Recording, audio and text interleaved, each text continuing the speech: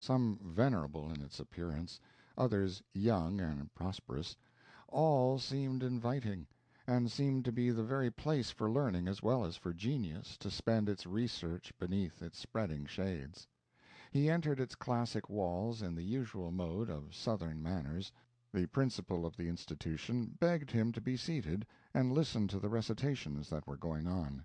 He accordingly obeyed the request, and seemed to be much pleased. After the school was dismissed, and the young hearts regained their freedom, with the songs of the evening, laughing at the anticipated pleasures of a happy home, while others tittered at the actions of the past day, he addressed the teacher in a tone that indicated a resolution, with an undaunted mind. He said he had determined to become a student, if he could meet with his approbation. "Sir," said he, "I have spent much time in the world. I have traveled among the uncivilized inhabitants of America. I have met with friends and combated with foes, but none of these gratify my ambition, or decide what is to be my destiny. I see the learned would have an influence with the voice of the people themselves. The despoilers of the remotest kingdoms of the earth refer their differences to this class of persons. This the illiterate and inexperienced little dream of. And now if you will receive me as I am, with these deficiencies, with all my misguided opinions, I will give you my honor, sir, that I will never disgrace the institution, or those who have placed you in this honorable station." The instructor, who had met with many disappointments, knew how to feel for a stranger who had been thus turned upon the charities of an unfeeling community. He looked at him earnestly and said, "Be of good cheer. Look forward, sir, to the high destination you may attain. Remember, the more elevated the mark at which you aim, the more sure, the more glorious, the more magnificent the prize." From wonder to wonder his encouragement led the impatient listener. A strange nature bloomed before him. Giant streams promised him success, gardens of hidden treasures opened to his view. All this, so vividly described, seemed to gain a new witchery from his glowing fancy. In 1842 he entered the class and made rapid progress in the English and Latin departments. Indeed, he continued advancing with such rapidity that he was like to become the first in his class, and made such unexpected progress, and was so studious, that he had almost forgotten the pictured saint of his affections. The fresh wreaths of the pine and cypress had waited anxiously to drop once more the dews of heaven upon the heads of those who had so often poured forth the tender emotions of their souls under its boughs. He was aware of the pleasure that he had seen there, so one evening, as he was returning from his reading, he concluded he would pay a visit to this enchanting spot. Little did he think of witnessing a shadow of his former happiness, though no doubt he wished it might be so. He continued sauntering by the roadside, meditating on the past. The nearer he approached the spot, the more anxious he became. At the moment a tall female figure flitted across his path, with a bunch of roses in her hand. Her countenance showed uncommon vivacity, with a resolute spirit. Her ivory teeth already appeared as she smiled beautifully, promenading, while her ringlets of hair dangled unconsciously around her snowy neck. Nothing was wanting to complete her beauty. The tinge of the rose was in full bloom upon her cheek. The charms of sensibility and tenderness were always her associates. In Ambulinia's bosom dwelt a noble soul, one that never faded, one that never was conquered. Her heart yielded to no feeling but the love of Elfonzo, on whom she gazed with intense delight, and to whom she felt herself more closely bound because he sought the hand of no other. Elfonzo was roused from his apparent reverie. His books no longer were his inseparable companions. His thoughts arrayed themselves to encourage him to the field of victory. He endeavored to speak to his supposed Ambulinia, but his speech appeared not in words. No, his effort was a stream of fire that kindled his soul into a flame of admiration, and carried his senses away captive. Ambulinia had disappeared, to make him more mindful of his duty. As she walked speedily away through the piny woods, she calmly echoed, "Oh, Elfonzo, thou wilt now look from thy sunbeams, thou shalt now walk in a new path. Perhaps thy way leads through darkness, but fear not, the stars foretell happiness."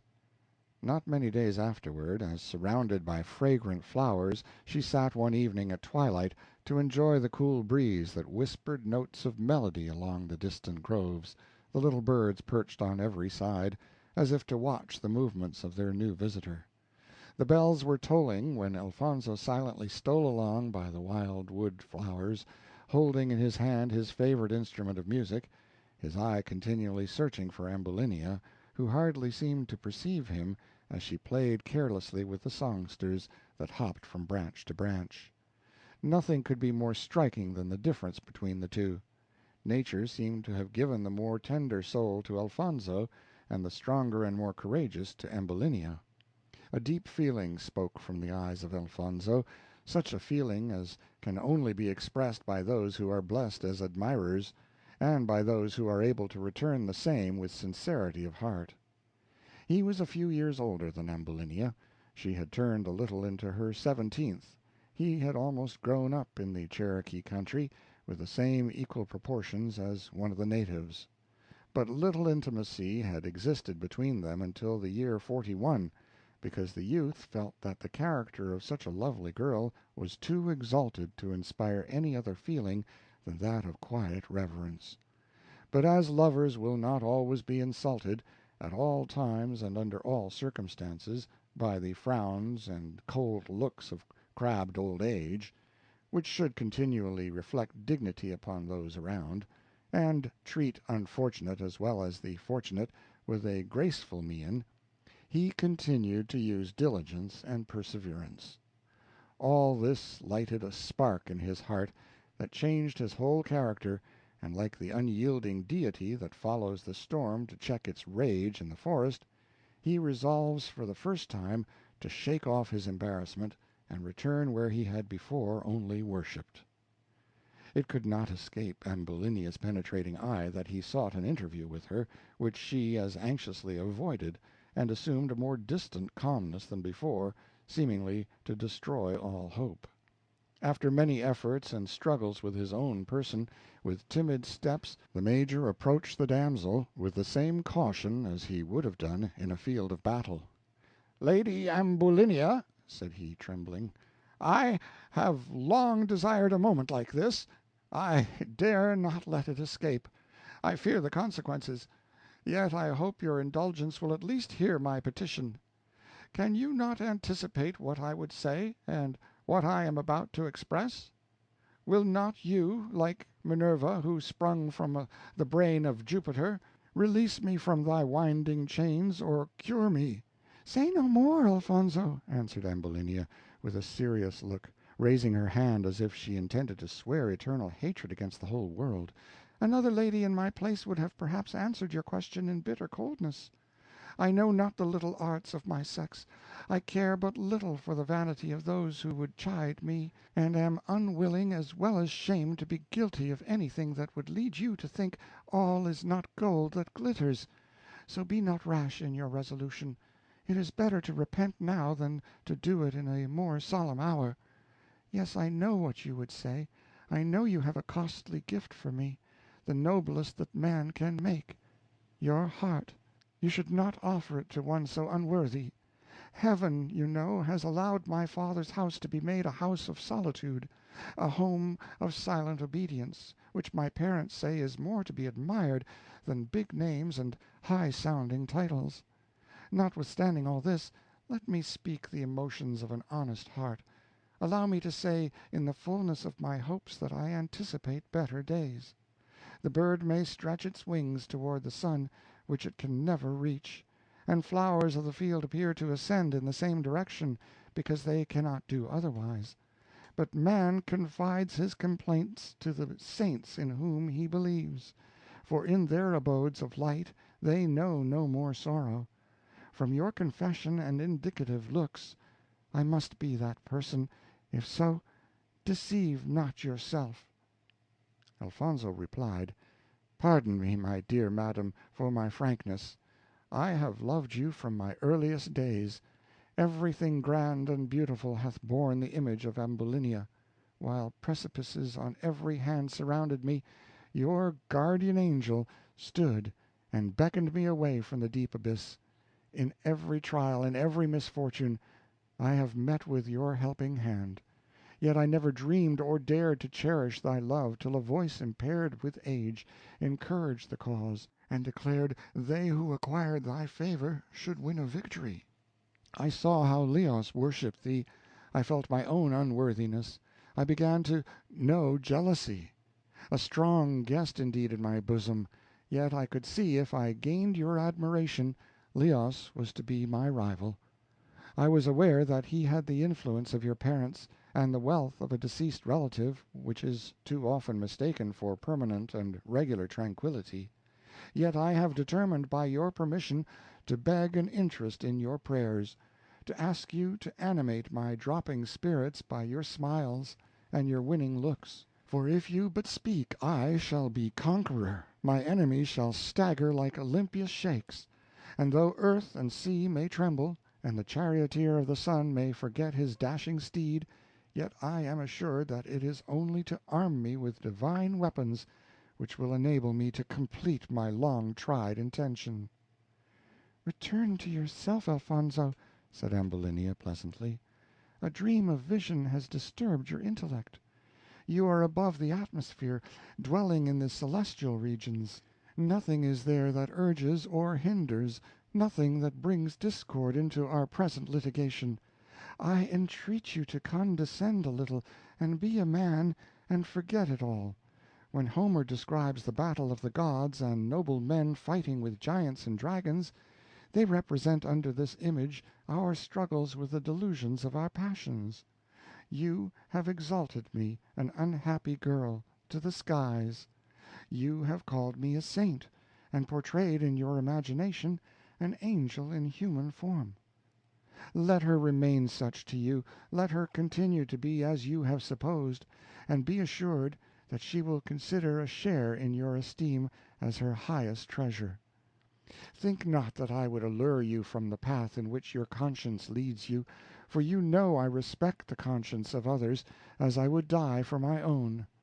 Elfonzo, if I am worthy of thy love, let such conversation never again pass between us. Go, seek a nobler theme. We will seek it in the stream of time as the sun set in the Tigris." As she spake these words she grasped the hand of Elfonzo, saying at the same time, "Peace and prosperity attend you, my hero. Be up and doing." Closing her remarks with this expression, she walked slowly away, leaving Elfonzo astonished and amazed. He ventured not to follow or detain her. Here he stood alone, gazing at the stars. Confounded as he was, here he stood. The rippling stream rolled on at his feet. Twilight had already begun to draw her sable mantle over the earth, and now and then the fiery smoke would ascend from the little town which lay spread out before him. The citizens seemed to be full of life and good humor, but poor Elfonzo saw not a brilliant scene. No, his future life stood before him, stripped of the hopes that once adorned all his sanguine desires. "Alas," said he, "am I now grief's disappointed son at last?" Ambulinia's image rose before his fancy. A mixture of ambition and greatness of soul moved upon his young heart, and encouraged him to bear all his crosses with the patience of a Job, notwithstanding he had to encounter with so many obstacles. He still endeavored to prosecute his studies, and reasonably progressed in his education. Still he was not content. There was something yet to be done before his happiness was complete. He would visit his friends and acquaintances. They would invite him to social parties, insisting that he should partake of the amusements that were going on. This he enjoyed tolerably well. The ladies and gentlemen were generally well pleased with the Major, as he delighted all with his violin, which seemed to have 1,000 chords, more symphonious than the muses of Apollo, and more enchanting than the ghost of the hills. He passed some days in the country. During that time Leos had made many calls upon Ambulinia, who was generally received with a great deal of courtesy by the family. They thought of him to be a young man worthy of attention, though he had but little in his soul to attract the attention or even win the affections of her whose graceful manners had almost made him a slave to every bewitching look that fell from her eyes. Leos made several attempts to tell her of his fair prospects, how much he loved her, and how much it would add to his bliss if he could but think she would be willing to share these blessings with him, but choked by his undertaking, he made himself more like an inactive drone than he did like one who bowed at beauty's shrine. Elfonzo again wends his way to the stately walls and new-built village. He now determines to see the end of the prophecy which had been foretold to him. The clouds burst from his sight. He believes if he can but see his Ambulinia, he can open to her view the bloody altars that have been misrepresented to stigmatize his name. He knows that her breast is transfixed with the sword of reason, and ready at all times to detect the hidden villainy of her enemies. He resolves to see her in her own home, with the consoling theme, "I can but perish if I go, let the consequences be what they may," said he. "If I die, it shall be contending and struggling for my own rights." Night had almost overtaken him when he arrived in town. Colonel Elder, a noble-hearted, high-minded, and independent man, met him at his door as usual, and seized him by the hand. "Well, Alfonso," said the colonel, "how does the world use you in your efforts?" "I have no objection to the world," said Alfonso, "but the people are rather singular in some of their opinions." "Aye, well," said the colonel, "you must remember that creation is made up of many mysteries. Just take things by the right handle. Be always sure you know which is the smooth side before you attempt your polish. Be reconciled to your fate, be it what it may, and never find fault with your condition unless your complaining will benefit it. Perseverance is a principle that should be commendable in those who have judgment to govern it. I should never have been so successful in my hunting excursions had I waited till the deer, by some magic dream, had been drawn to the muzzle of the gun before I made an attempt to fire at the game that dared my boldness in the wild forest. The great mystery in hunting seems to be a good marksman, a resolute mind, a fixed determination, and my word for it, you will never return home without sounding your horn with the breath of a new victory. And so with every other undertaking. Be confident that your ammunition is of the right kind. Always pull your trigger with a steady hand, and so soon as you perceive a calm, touch her off, and the spoils are yours." This filled him with redoubled vigor, and he set out with a stronger anxiety than ever to the home of Ambulinia. A few short steps soon brought him to the door, half out of breath. He rapped gently. Ambulinia, who sat in the parlor alone, suspecting Elfonzo was near, ventured to the door, opened it, and beheld the hero, who stood in an humble attitude, bowed gracefully, and as they caught each other's looks the light of peace beamed from the eyes of Ambulinia. Elfonzo caught the expression. A halloo of smothered shouts ran through every vein, and for the first time he dared to impress a kiss upon her cheek. The scene was overwhelming. Had the temptation been less animating, he would not have ventured to have acted so contrary to the desired wish of his Ambulinia. But who could have withstood the irresistible temptation? What society condemns the practice but a cold, heartless, uncivilized people that know nothing of the warm attachments of refined society? Here the dead was raised to his long-cherished hopes, and the lost was found. Here all doubt and danger were buried in the vortex of oblivion. Sectional differences no longer disunited their opinions. Like the free bird from the cage, sportive claps its rustling wings, wheels about to heaven in a joyful strain, and raises its notes to the upper sky. Ambulinia insisted upon Elfonzo to be seated, and give her a history of his unnecessary absence, assuring him the family had retired, consequently they would ever remain ignorant of his visit. Advancing toward him, she gave a bright display of her rosy neck, and from her head the ambrosial locks breathed divine fragrance. Her robe hung waving to his view, while she stood like a goddess confessed before him. "It does seem to me, my dear sir," said Ambulinia, "that you have been gone an age. Oh, the restless hours I have spent since I last saw you in yon beautiful grove! There is where I trifled with your feelings for the express purpose of trying your attachment for me. I now find you are devoted, but I trust you lived not unguarded by the powers of heaven. Though oft did I refuse to join my hand with thine, and as oft did I cruelly mock thy entreaties with borrowed shapes, yes, I feared to answer thee by terms, in words sincere and undissembled. Oh, could I pursue, and you have leisure to hear the annals of my woes, the evening star would shut heaven's gates upon the impending day before my tale would be finished, and this night would find me soliciting your forgiveness." "Dismiss thy fears and thy doubts," replied Elfonzo. "Look, oh, look, that angelic look of thine, bathe not thy visage in tears. Banish those floods that are gathering. Let my confession and my presence bring thee some relief." "Then, indeed, I will be cheerful," said Ambulinia, "and I think if we will go to the exhibition this evening, we certainly will see something worthy of our attention. One of the most tragical scenes is to be acted that has ever been witnessed, and one that every jealous-hearted person should learn a lesson from. It cannot fail to have a good effect, as it will be performed by those who are young and vigorous, and learned as well as enticing. You are aware, Major Elfonzo, who are to appear on the stage, and what the characters are to represent." "I am acquainted with the circumstances," replied Elfonzo, "and as I am to be one of the musicians upon that interesting occasion, I should be much gratified if you would favor me with your company during the hours of the exercises." "What strange notions are in your mind?" inquired Ambulinia.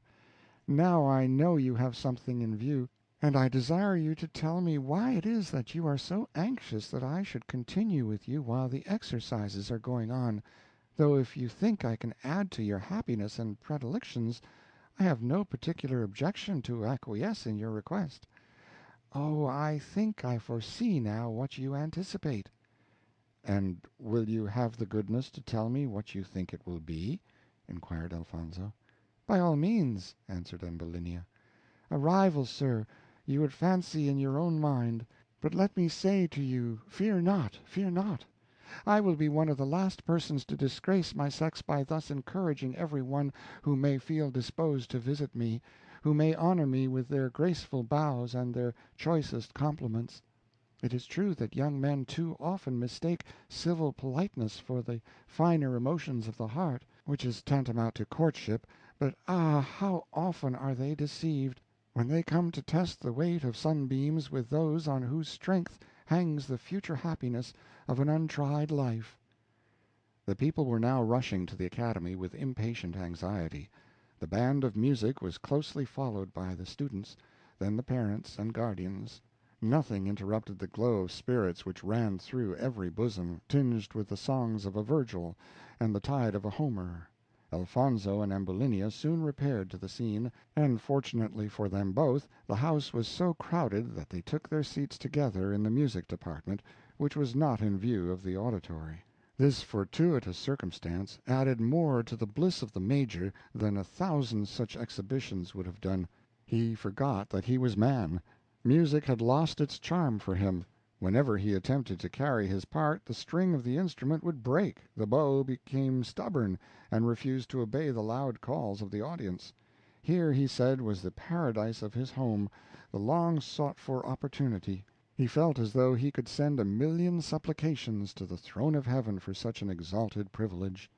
Poor Leos, who was somewhere in the crowd, looking as attentively as if he was searching for a needle in a haystack, here he stood, wondering to himself why Ambulinia was not there. "Where can she be? Oh, if she was only here, how I could relish the scene! Elfonzo is certainly not in town, but what if he is? I have got the wealth, if I have not the dignity, and I am sure that the squire and his lady have always been particular friends of mine, and I think with this assurance I shall be able to get upon the blind side of the rest of the family, and make the heaven-born Ambulinia the mistress of all I possess." Then again he would drop his head, as if attempting to solve the most difficult problem in Euclid. While he was thus conjecturing in his own mind, A very interesting part of the exhibition was going on, which called the attention of all present. The curtains of the stage waved continually by the repelled forces that were given to them, which caused Leos to behold Ambulinia leaning upon the chair of Elfonzo.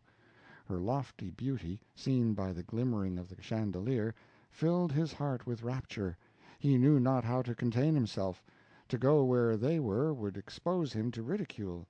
To continue where he was, with such an object before him, without being allowed an explanation in that trying hour,